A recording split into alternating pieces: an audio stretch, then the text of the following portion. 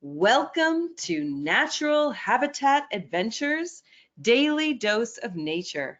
I'm your host, Sunny Vanderstar. Today's topic is Picture This, a peek into our India photo safaris. And that will be presented by our fabulous NatHab expedition leaders, Aditya Panda and Kanan Dumanil. Guys, thank you so much for being here today. I am really looking forward to this one, so I'm going to turn it right over to you, Kanan. Thank you, Sunny. And as always, it's a pleasure to be back and join you in these sessions and speak to our guests. And as I hear it now, since our season is halfway through, a lot of guests coming in, and we're getting some really nice feedback that you guys are really enjoying these webinars. So that makes us even more motivated to do more. So thank you all so much for tuning in all the time and for sharing your feedback. So for those of you who are uninitiated with India or our trips here, I'm Kanan. I'm based in the south of India, and I've been leading trips for NatHab since 2015. And currently, I lead 3 trips for NatHab across.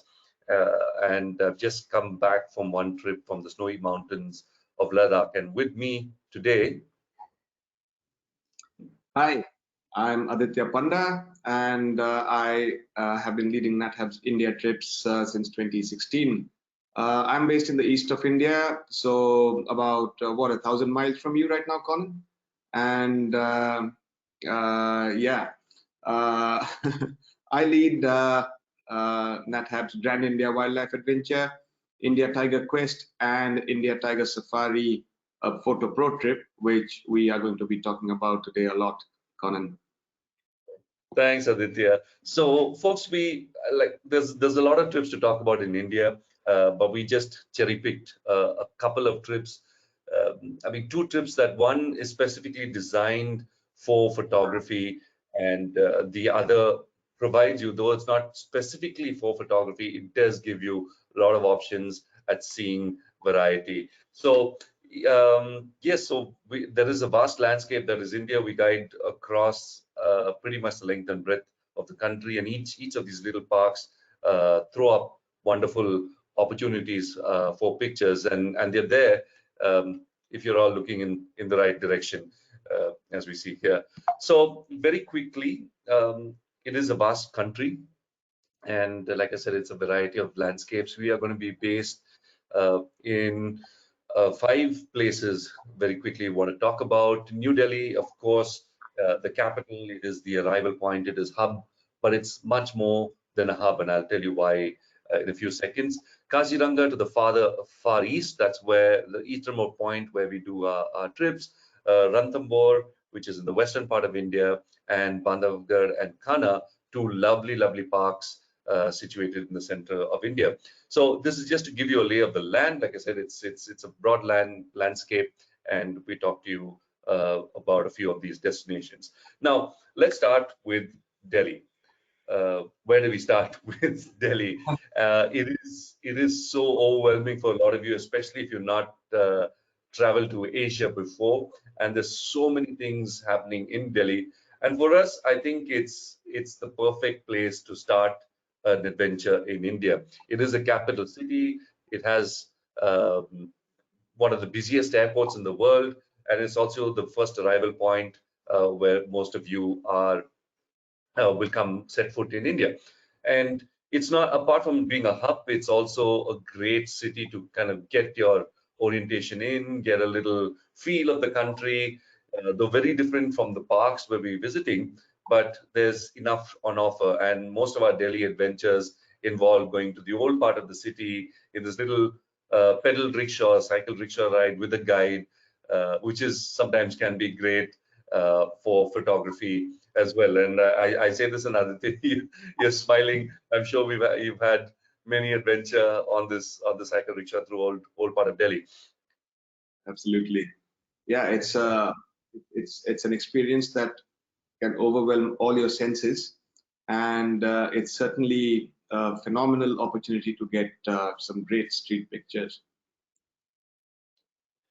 Yes, absolutely right. There is just a number on variety that's on offer is so much, and I think often the rickshaw is a great tool, because you're sitting in and you're going places, but you're going at this pace where you can actually click without actually being exposed or without having to think about where you want to go and then losing your way. So the rickshaw is a great thing, and as long as you remember to keep your elbows in and the camera sort of close to your body, you'll be fine. But we also have leisurely sort of walkabouts in Delhi as well. And that first day, there's so much on to offer, and it makes a great thing.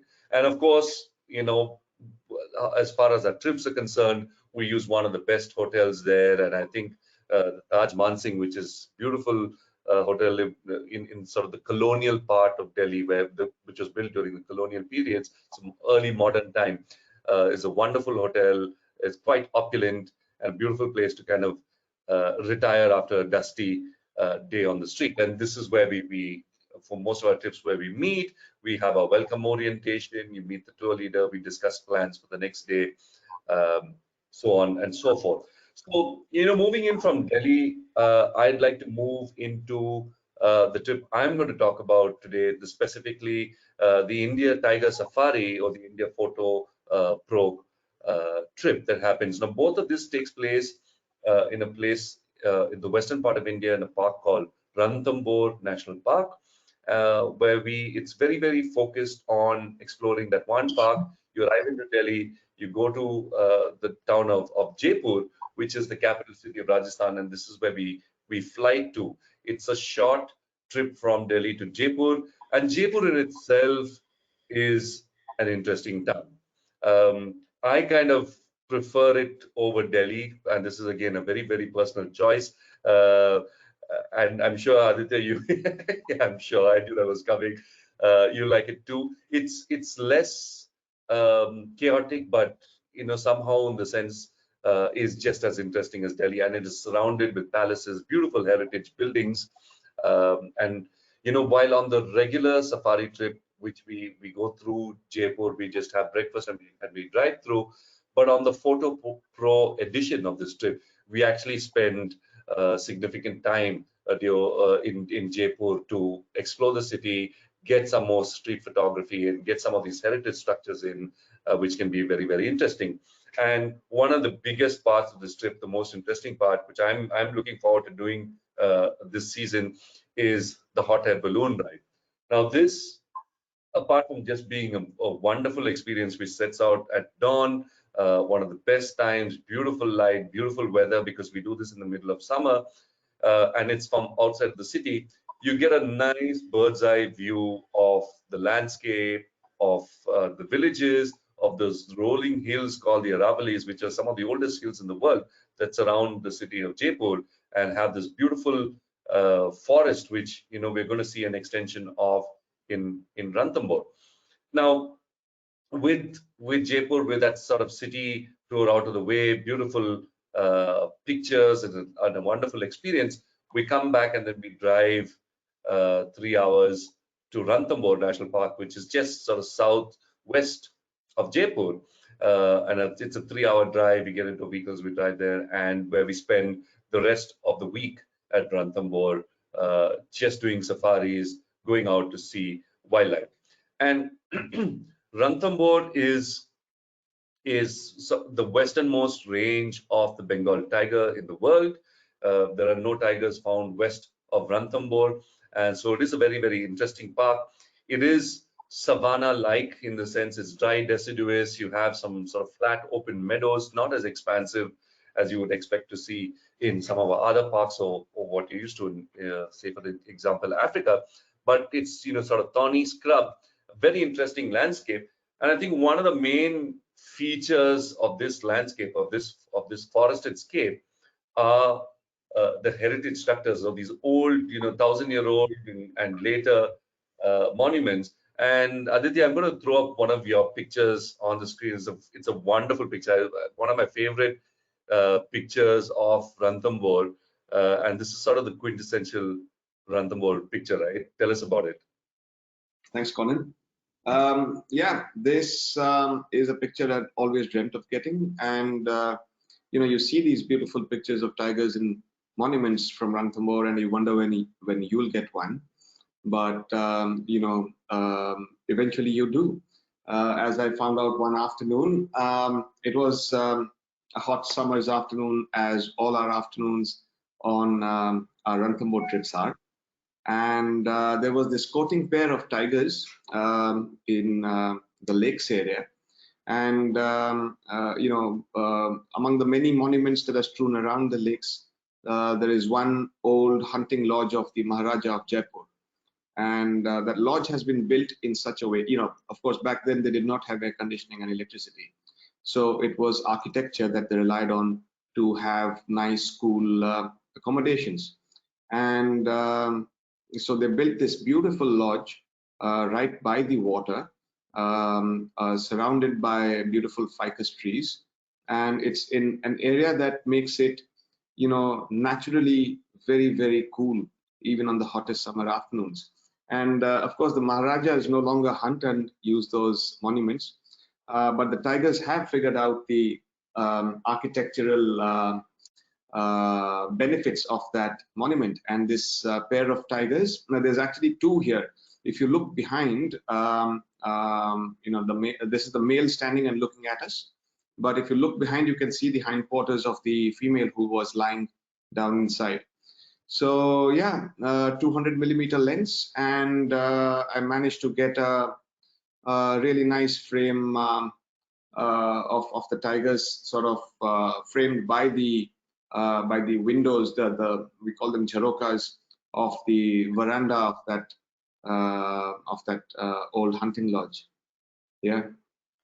Nice, nice. You say it's time. I mean, I'm still wondering when I'm going to get a picture like this, but yeah, it's a fantastic picture.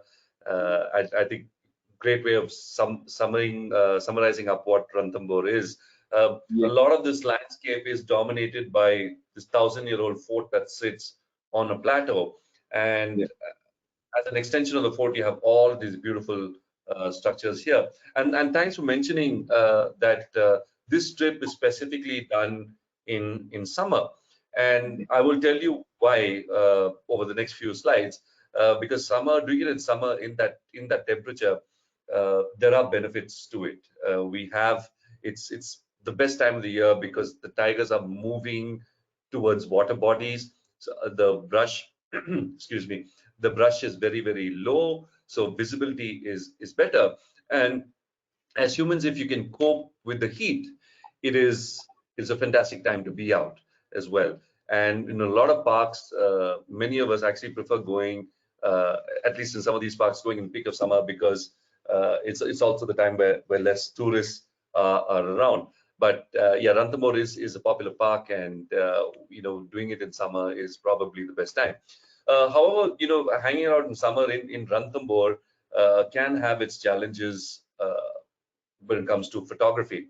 We have the beautiful golden hours, as we say, where the light is just perfect. There is a bit of haze in the skies, which doesn't translate on your pictures, but what it does is diffuses the light. And so early mornings, later in the evening, you have this sort of optimal time. But during most of the day, there can be some challenges when it comes to photography. And because these are photo trips, I like to address that at this point. In case you've signed up for a trip that's coming in this summer or next summer, this is useful information for you. So lighting, what I personally like to do is on my camera, I like to switch up the white balance a lot. I tend to shoot on cloudy mode, and so what that does, it just makes some of the colors pop. Of course, if you have to monitor your ISOs, make sure we're not on auto, you switch it down, and these are sort of techniques which you have to do through the day. What works in the morning may not work in the afternoon. So keep monitoring your ISO, keep monitoring your white balance. If you have the chance of getting a polarizer filter put in or a UV filter put in, these are very, very important, or these can make a lot of difference to your pictures, because Ranthambore is the place you want to go. I mean, if you're, as a photographer, you can see like the picture in front of you, it provides you with opportunities to take sort of good open shots, good clean pictures of animals, because look at the shrub, it's practically non-existent. So all you need to do is position yourselves, get yourself in the right position, and you got. And when you adjust and play around with stuff, I find it quite productive. Now, Ranthambore, for instance, take this picture. This is just a deer in sort of the woodland area, but this was in the evening just before setting sun, so everything is brown, and that brown sort of turns more highlighted, more yellowy, more orange, and a brown deer in a brown landscape may be the most boring of shots. But then with a little bit of composure and playing around with the light, I think it can just make it a little bit more artistic. And similarly, this is a site which a lot of us see when you exit the park. Just as the evening when the sun is going down. Uh, it was not something, but for me, seeing these monkeys all lined up and we got into a position where there's the center of the frame, it kind of brought out the artist in me. And there was heavy backlight to this, but so you kind of tweak it here or there, overexpose a little bit, blacken out the faces and four quarters, and they just have this sort of backlit. And I think it makes a very, very interesting picture. So yeah, the lighting can be so variant at times, but you can use it to your advantage to produce more sort of artistic images. And like I said, there's always, that golden time where it's just the right amount of, sort of dappled light. You're in the shade somewhere, and yeah, it's just the perfect setting to take a picture. And of course, the animals in Ranthambore are very, very cooperative. They pose for you sometimes. They're very, very photogenic tigers, I like to call them. And you got this one dreaming away. Now, another tip I want to sort of leave with you before we move on from Ranthambore is, and this is something we tell all our guests at the welcome dinner when we meet them for the first time. Shooting wildlife in India can be very, very productive.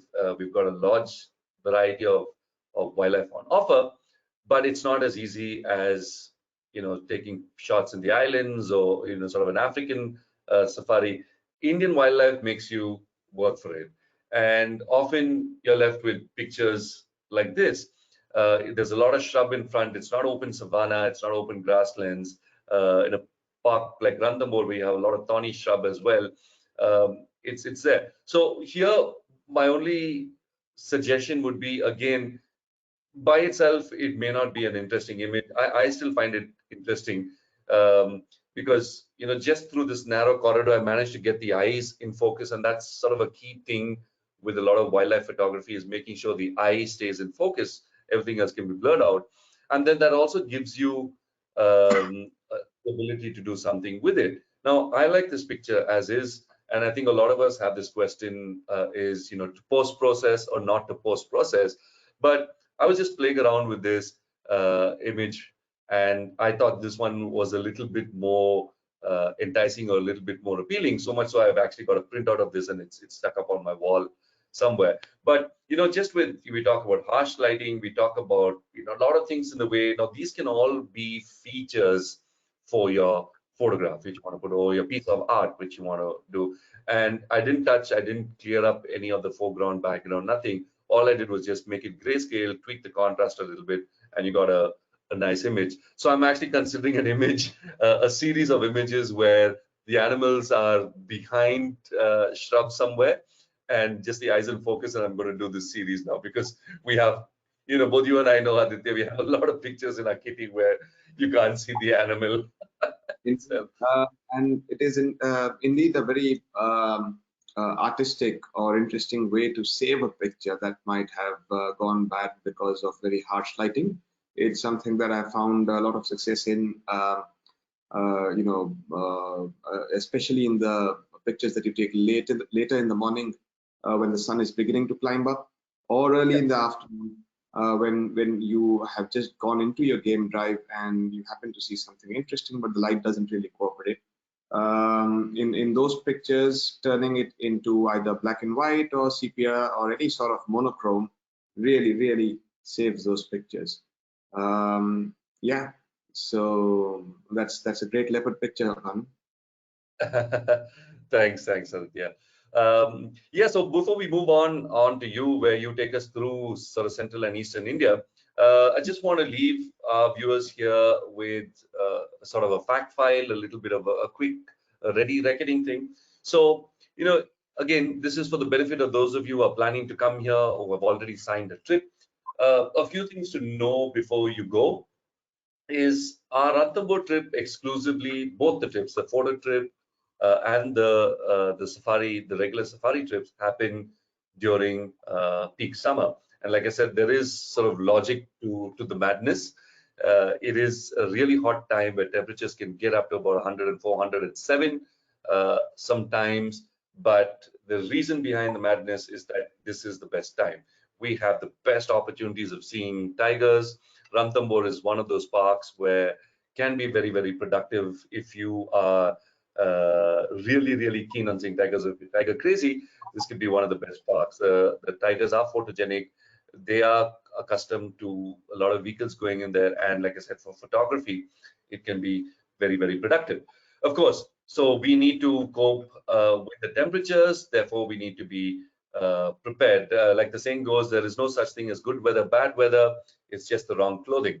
So wear light airy clothes. So this is my Ranthambore gear, which I'm using right now. You just need this for most of the time through the day. Good airy shirt, big sleeves, ventilated backs, quick dry. This is really, really good, especially on the afternoons when you get out in the Jeep.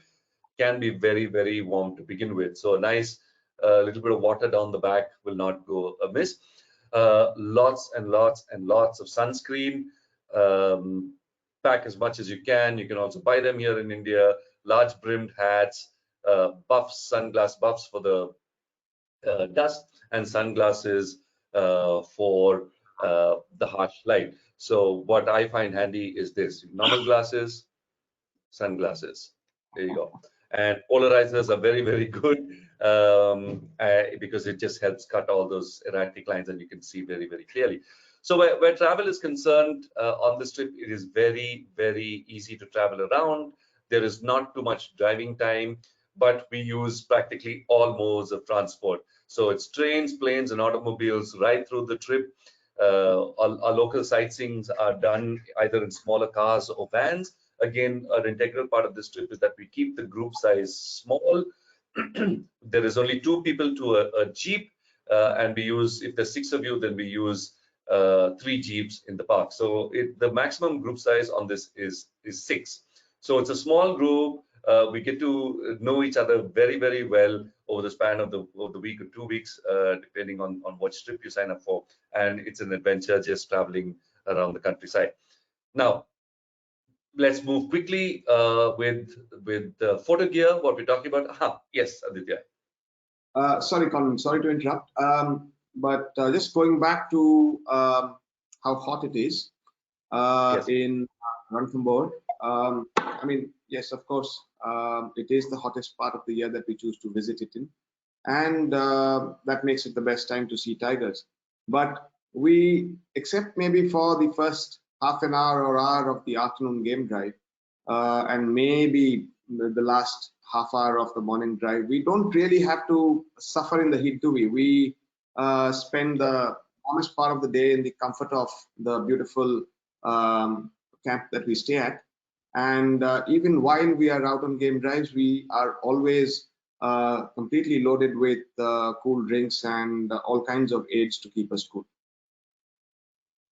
That's absolutely right. That's why it's such a great EL because you think of all these things.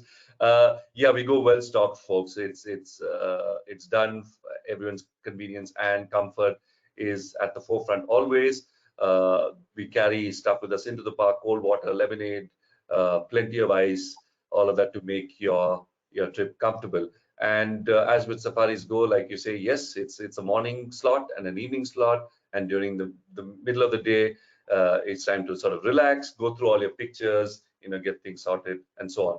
Speaking of pictures, Ranthambore, well, yeah, I guess any camera, any lens you have, you can. There's always the option of wanting to go bigger, but with this tip specifically, sometimes I feel just the composition on a shorter lens is better. Sometimes it gets you a bit of the landscape as well. So any camera on this trip is great. So you don't have to worry if you're someone who's not a pro, and if you're like, only I got a little point and shoot. I find point and shoots very, very versatile because they can double up for your camera in the city. They can double up as camera for wildlife here. And as you see, having an iPhone sometimes gets you some of the best pictures, whether it's wildlife or street photography or videos. It can be great. And like this, we say in the brochure, like we say in the pre-departure booklet, the camera you have is the best camera to have on the trip. But there are a few other things I'd like to emphasize. During our jeeps, when we go on safaris, we have low sort of roll bars, railings, so you can use all of these for support. There are bean bags.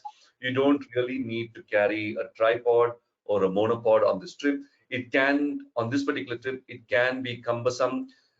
There may be an opportunity or so if you're trying to do landscape or night shots from the lodge we're staying in. So if for that specifically, get a small one, but we won't be really using it on a day-to-day basis. But however, we have bean bags in the Jeep, and there's plenty of areas to get support for this. And also with the new cameras and the speed and the image stabilization, good light, we don't need a lot.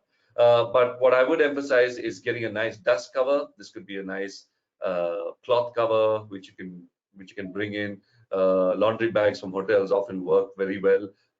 I carry them around. And of course, if you have the opportunity to get some filters in, that will be sort of great for this trip and this slide.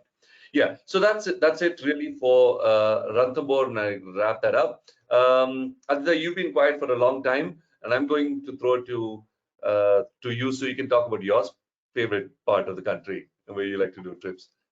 My favorite trip, yes, and I'm on soon.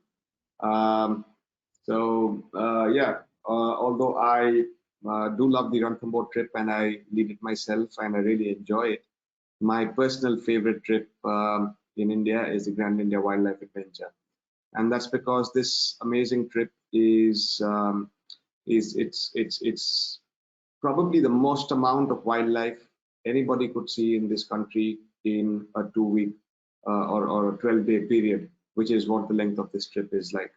And on this trip, we travel to Central India, 2 parks in Central India, Kanha and Bandhavgarh. And after that, we spend the night at Calcutta, and then the next morning we travel to Kaziranga National Park, which is very, very different from the typical Made in India that we see. The Central Indian parks are well known for their tiger sightings, besides a lot of other wildlife. And Kaziranga also has a really high density of tigers, perhaps the highest density of tigers in the world. But it is on the biogeographical border between South Asia and Southeast Asia, which gives it a phenomenal variety of wildlife from both ecoregions.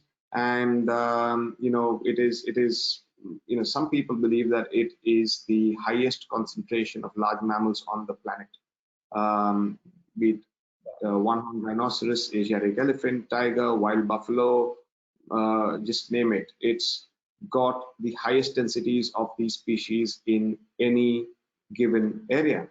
And fortunately for us, this trip runs mostly in winter and into spring and early summer. So it gives us a variety of temperatures and seasons, almost all of it pleasant.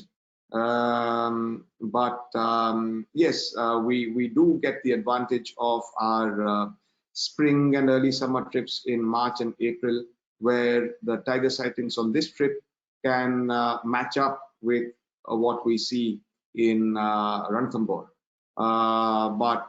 Otherwise, I mean, this trip, while it takes us to some of the finest tiger country in the world, this trip is more of an Indian wildlife trip rather than a tiger-focused trip. Yeah. So I'm seeing here people on elephant backs. Is Yeah. that part of the This trip? is And it's there. And so where do you keep your cameras? good question. So you added all those modes of transport while speaking about Ranthambore, Conan. Let me add one more to that, and that is elephant back. So this is in Kaziranga. So we do get to go out on elephant back into the grasslands of Kaziranga, which is one of the best ways to watch wildlife. Our jeeps take us to the park entrance where they leave us with the elephants. We get on elephant back and go out. But yes, elephant back can be a cumbersome place to carry a large lens. So we usually leave our larger lenses back in the jeep and carry a shorter focal length lens, which works just fine because on elephant back, you can get closer to rhinos and other wildlife than you can ever dream of doing safely in a jeep. So yeah, we just carry shorter lenses on our cameras and hang them around our necks. And it's pretty comfortable and safe on the elephant backs. Great. I think this is where your iPhones and compact cameras will come into play. So Absolutely. yeah, speaking of pictures, I know. I mean, you're such. I mean, you're an accomplished photographer. You do a lot of stuff, and you publish some of your things.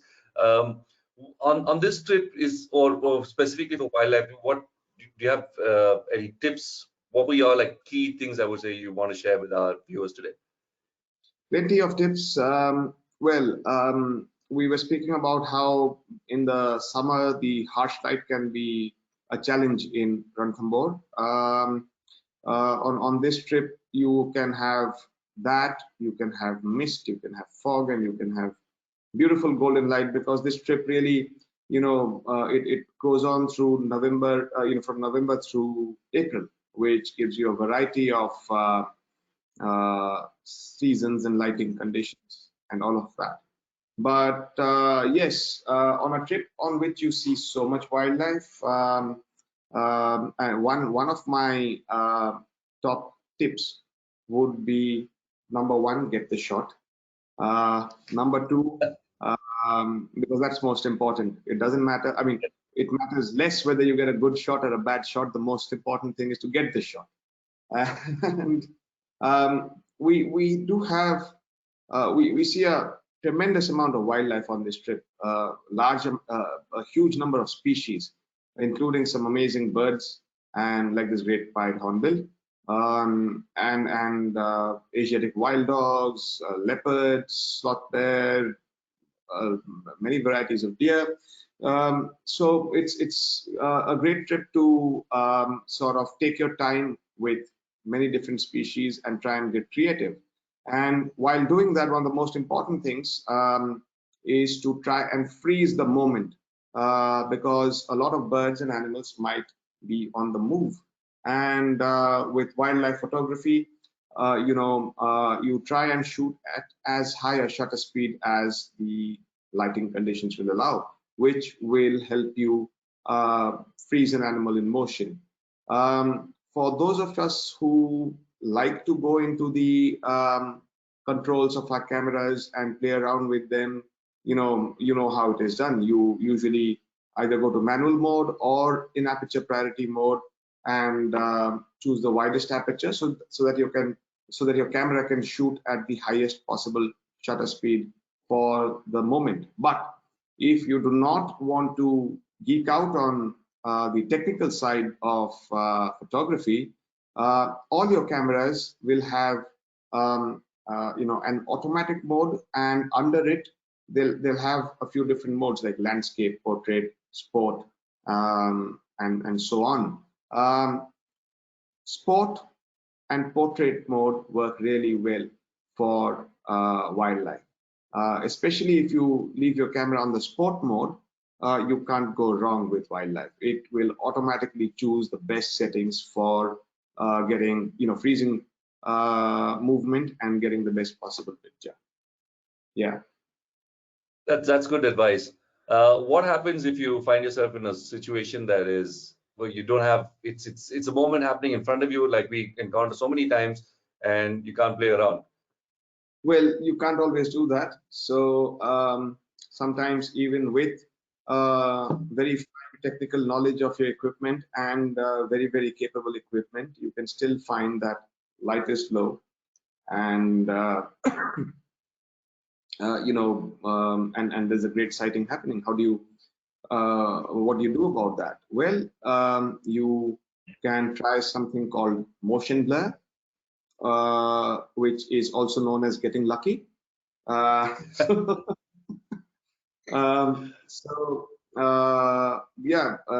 with your leopard picture, Colin, you just make the best of the moment.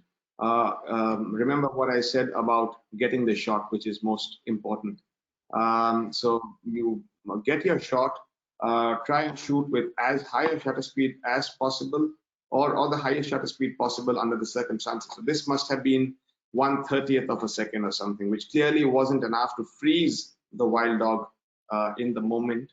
But I shot a lot of pictures, and one of them turned out to be this, where you see the outline of the animal very beautifully, and you can see that it is moving, and the sense of movement that this picture gives you makes it, I think, artistically interesting.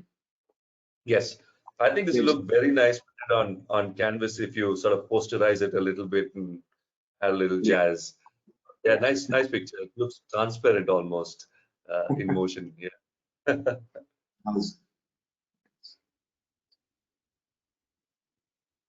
So, yeah, and as I was mentioning earlier, in on the Grand India trip, because majority of the season falls in winter, you get these beautiful opportunities to shoot animals in beautiful fog and mist in the mornings, especially. And that's something no matter what you do, you just can't do that in the summer because there is no fog or mist. And both in central India and in Kaziranga, you have far more moisture in the ground than in a place like Ranthambore. So that gives you a tremendous amount of mist and fog in the early mornings, and especially at sunrise. It is just very, very interesting to use that to your advantage to try and get animals against that backdrop. You don't always have to have bright sunshine on an animal with the sun behind your head falling onto the animal with all the colors showing and all the details showing. Sometimes to give a very accurate sort of experience of what it feels like to be in that area, it's very, very useful to get pictures of animals in these mystical conditions in great light. And a good photo should not only show you what you see, but also what you felt like when you saw that. So I think mist and golden light really help there. Yeah, I think that's absolutely right. I mean, this is a beautiful ethereal picture. And if I were just to add, like, because I make this mistake myself so often, if I go to a new place, you try and get the shot of the animal, and sometimes you zoom in so much you forget everything else around it. And when you come back from a holiday somewhere and you're like, actually don't have something that sort of encapsulates or signifies what I was seeing every day when I was going on safari, all those little sensory inputs which you got of the forest and the jungle, which is not shown in my picture. And I think so this picture, I think, is for me, is like typifies central India, typifies Kana. You can see the beautiful sal forest in the mist at the back and the little swampy areas in front, and of course an iconic species. So it's a wonderful picture, and lovely use of what conditions you had in front of you. Thank you. Yeah, it's very important to not get distracted by just getting portrait pictures, but also try and get some of the landscape. But that doesn't mean do not get any portrait pictures at all. It is always nice to get portrait pictures of animals. All of us tend to want to do that because those are the most engaging pictures. You know, when you're drawn into an animal's face, into an animal's eye, it speaks to you. And that is why we try and get these engaging portrait shots. But when you're doing that, sometimes it can be very frustrating because especially in Indian conditions, animals might be behind a lot of vegetation, which might come in the way. But if you just move around a little bit, talk to your driver, talk to your guide, and just maybe readjust your Jeep. They do an amazing job of positioning you to start with, but feel free to tell them to move a little bit and try and use the elements around an animal to frame it, right? To compose it. Like in this picture, it's got a little stretched as we put it on the slide, but there was a nice branch on which the langur monkey was sitting, and that sort of framed it nicely according to the rule of thirds that we use so much in photography. And there was this screen of bamboo leaves behind it, which you might not give so much attention to when you look at the picture, but it is that screen of deep green bamboo leaves which actually make this monkey stand out. The light colored monkey stands out, and the bamboo leaves sort of form a nice smooth backdrop against which the animal stands out. So use the environment of the animal, use the things around it, and use the conditions you are in to your advantage, and you will get some really nice pictures. I like this image too, specifically because of the angle it is shot in, and I know we were talking about this some time back. We have this tendency of being in open jeeps, taking pictures. So yeah, I would have ideally, Colin, wanted to be at ground level with the buffalo towering over me, but then this was on my first trip to Kaziranga, and I did not want it to be my last. So yes, the angle at which you point your lens at the animal or whatever subject it is that you're shooting really makes a lot of difference in the perception of the image that you end up making. I try as much as possible to get either to eye level, sorry, to eye level or lower of an animal, because then it sort of enhances the animal's size, and it also brings you down to the perspective of that animal. When you go down to the eye level, I mean, it doesn't necessarily have to be a large animal. If you're photographing, even say a bird or a hare, and you drop down to that animal's eye level, it gives you the view of the world from that animal's perspective, from that animal's eye level. So that really creates very engaging pictures. And yeah, this female wild buffalo from my first trip to Kaziranga ever a long time ago remains one of my favorites. It's such an iconic species, an animal that everybody is scared of.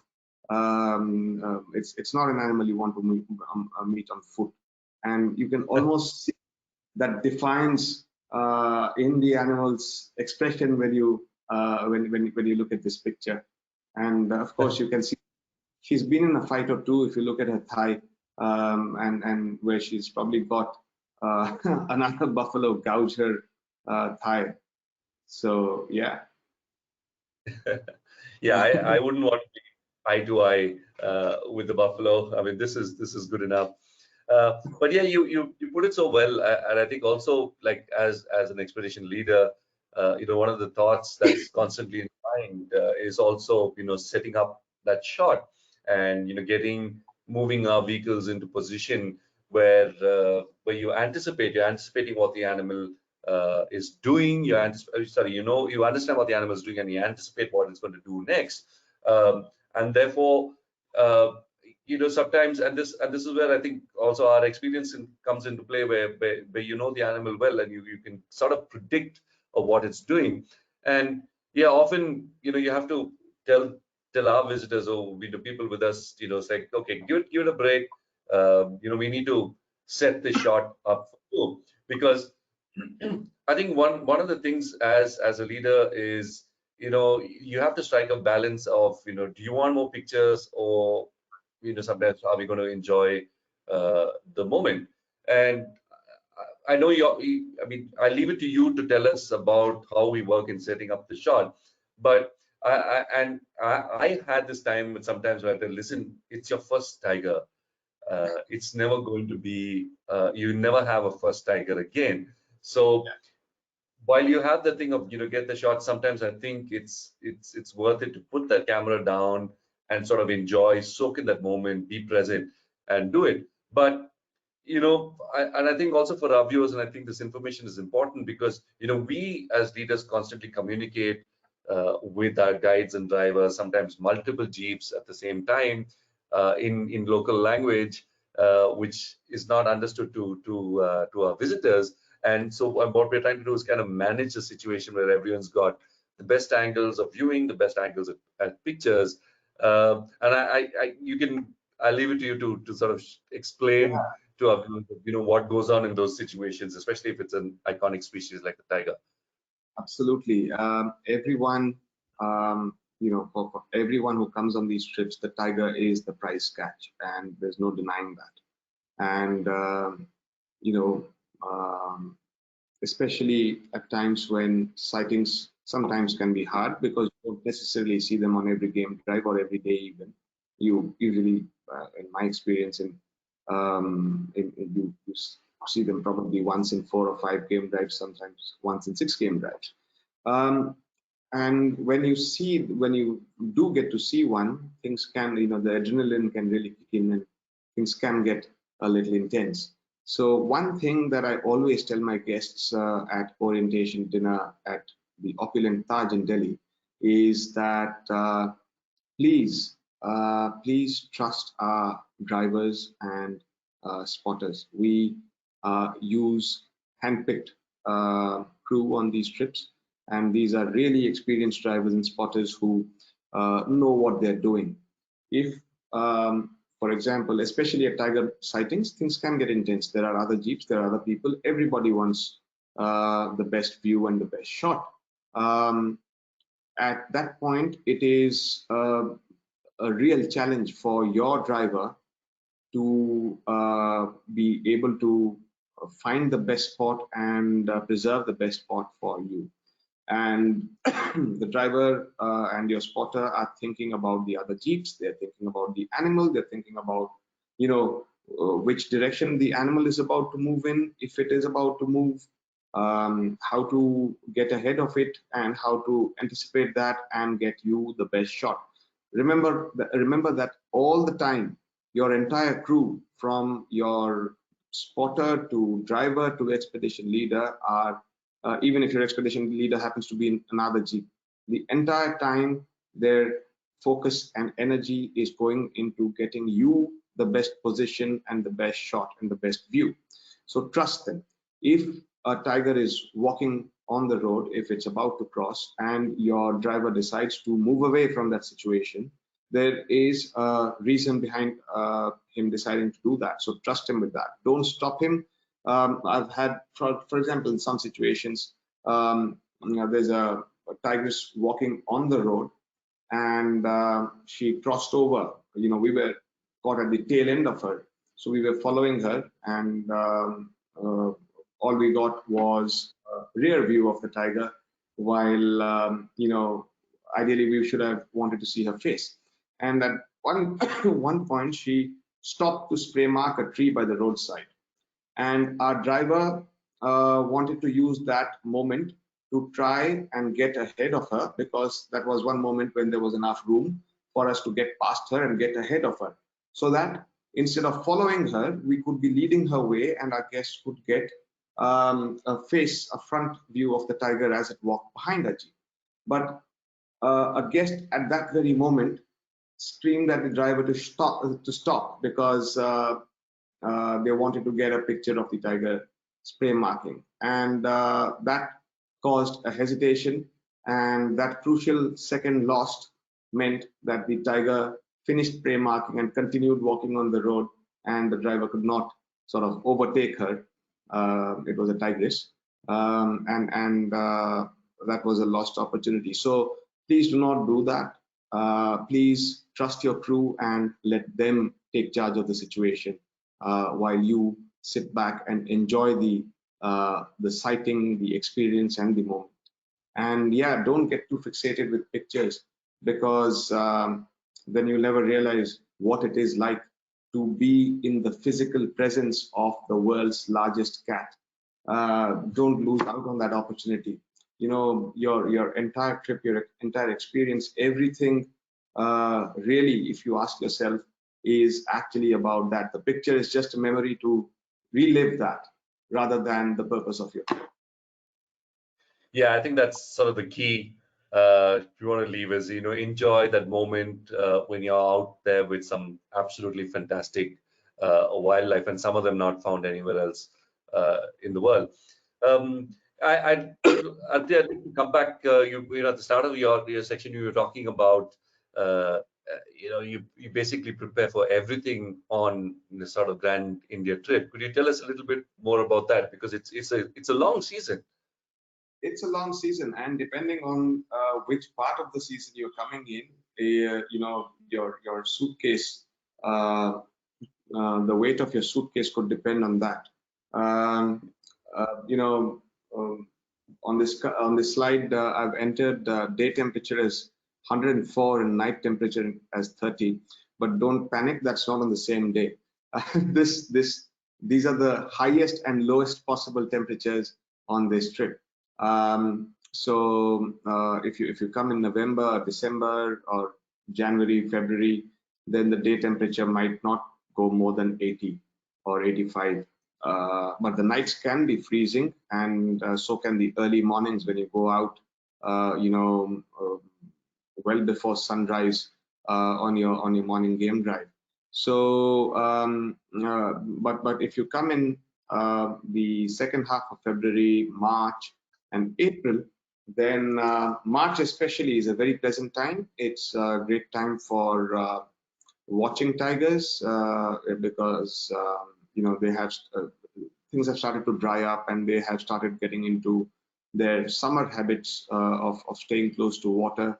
The jungle is beautiful, and the trees have started shedding their leaves and getting into flowers. So that's a really pretty time of the year to be in both Central India and Kaziranga. March is really extremely pleasant. In the morning, you might need a thick layer of fleece on you, but the days are very nice. In April, you might still need one light layer in the mornings when you go out, but the days become very warm. So then it's the beginning of summer. So sightings are great. It is hot, but not as hot as Ranthambore. But if you come in the winter, if you come anytime between November and early February, be prepared to layer up in the early mornings, because it is freezing, and it is not unusual in January and February, sometimes even in late December, to see frost on the grasslands and the meadows. So it does get that cold, and on top of that, there is the wind chill because you're in an open jeep. So don't go just by the temperatures. I know 30 Fahrenheit might not sound very cold back home, but in an open game drive vehicle at 5:30 in the morning, it is damn cold.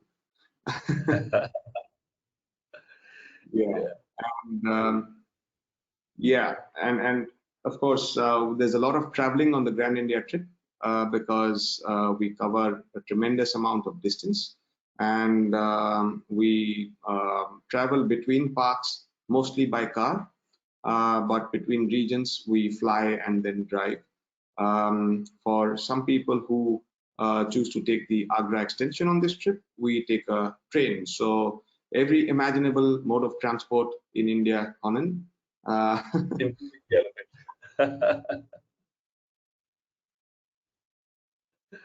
Nice. And So what?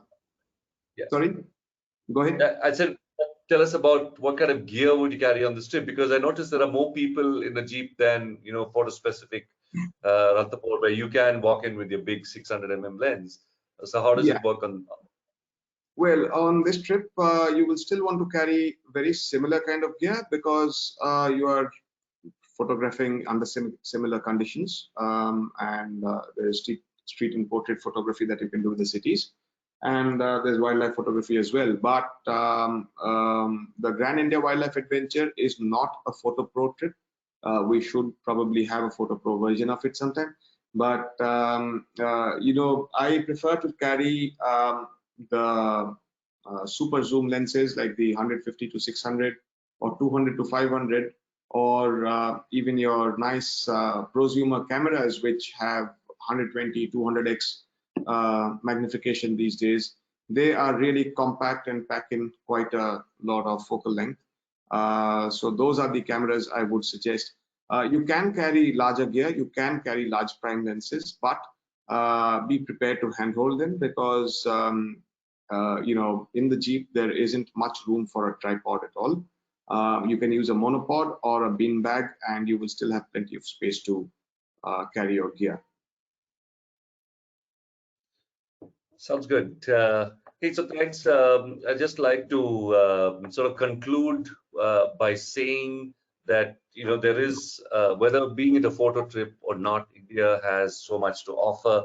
Of course, with the photo trips, we make that effort to spend extra time in extra places just to give us opportunity of taking fantastic things. So whether you're Central India, Western, Northern part, where we go up to see the snow leopards, there is so much on to offer, from forts and palaces to monasteries and of course, fantastic wildlife. So yes, do consider us, and we're just happy to share some of this information with you. Sunny, I'd like to turn it back to you to see from our audience if they have any comments or if they have any questions for us. Thank you so much for that fabulous presentation. We do have some questions ready, so I'll get right to it. There were a couple folks wondering, since there's no cover on the truck, how safe is it? Why do the tigers not feel, bold enough to approach the trucks or give you any trouble? Sure. So, Sunny, tigers and most wildlife in general will go out of their way to avoid people. So they don't seek us as natural prey to start with. And secondly, animals associate vehicles as different from people on foot. So the same animals that might be very comfortable around vehicles will react very differently when they see a person on foot. When we are in the vehicle, it is absolutely safe. It is just important to ensure that we listen to our expedition leader and other crew and remain seated rather than talk loudly or stand up in the Jeep in close proximity to animals. Animals perceive Jeeps perhaps as some sort of large bovine that never leaves the road and never chases anything. So don't let them know that you're in the Jeep. Can you briefly talk about a typical day on a photo safari? I know they're not all the same, but in general, like how much technical help might one expect to get? Are there evening sessions on editing? Any details that stand out as far as what makes a photo trip different than a regular trip? Sure. Yeah, see, a photo trip, I think also just by nature of photographers that come on the trip, photo trips can generally be very, very full days because we're constantly looking at stuff to shoot, and we're constantly shooting things and constantly adjusting things and getting the better shots and all of that. So something that would take regular people an hour will take a photographer probably 3 at the very least. But by nature, these trips are small departure groups. So there is plenty of time, whether we're talking about in Ranthambore, where we have a big chunk of the day that where we can meet in the afternoon, just go over a few notes, get familiar with gear, or exchange information, or at the evening where we can talk about other things as well. Going back to the Snow Leopard, where we run those trips, there's a lot of time, sort of in the evenings where we can discuss. So being small groups, discussions are very, very personalized. We depending on, if there are some people who like to focus more on the editing and the post processing. There are some people who just want to brush up their skills. There are some people who come in with absolutely new gear and need some help. So depending on what needs are, because these groups are small departures, we are totally able to cater to most individual needs. And I say most because we try and cover it all. It's 9 out of 10 things we're able to cover. Excellent. You showed a beautiful picture of a buffalo, and it appeared that there was a cut on its left thigh. Is this pretty typical? Was it attacked by a tiger or wild dog? The animal seems content. Curious about the story if you know it. That's a typical buffalo for you, Sunny.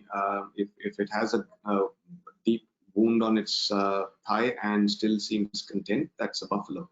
So buffalo was attacked by another buffalo with which it must have gotten into a fight.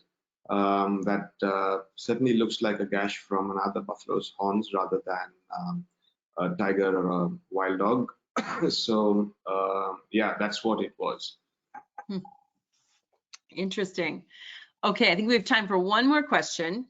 The pictures show or appear kind of misty. Is this related to humidity, smog, phenomenon related to the sun? Can you explain the interesting golden hues that you tend to get in India? I think I was just talking specifically of the deer in the mist. It's yours. That was a lovely composition. Tell us. Yeah. So that was deliberate. You have these beautiful misty mornings across central India and Kaziranga in the winters, and especially at golden hour when the sun is rising and you have this beautiful golden morning light. You can use that to your advantage to photograph animals in. So we were in a game drive vehicle parked next to a swampy meadow, and these swamp deer, the Barasinga, were grazing there, and the sun was rising behind them, and well, not exactly behind them, but a little to our right. As the light filtered through the mist, it created this beautiful silhouette of the deer, which is what I tried to photograph. And I think I did a decent job of it. It was beautiful. Well, you guys, that's the last question we have time for today. So I'm going to hand it back to you for closing comments. Sure. Thank you, Sunny. I just want to say also thank you to our folks for joining us for one more of these sessions. We love talking about animals, whether it's on the computer or it's in person. And yeah, thank you for all the feedback we've been getting and all the wonderful questions and comments. And we hope to see you here in person on Safari in the coming seasons. Thank you, everyone. It was amazing talking about another photography-related webinar to you. I'll soon be talking about post-processing, which is Conan's favorite subject, on the 22nd. This one is coming on popular demand after my last webinar on the subject, and I look forward to seeing you all there. Excellent. I will look forward to that one as well. Thanks again for taking time to present to us today. I also want to thank everybody who tuned in. Please join us again tomorrow for our next daily dose of nature. You can check out this week's lineup, including registration links, on our website at nathab.com/webinars. We did record today's presentation, and we will have the replay available on our website soon. With that, I'll conclude the webinar. Have a wonderful day, everyone.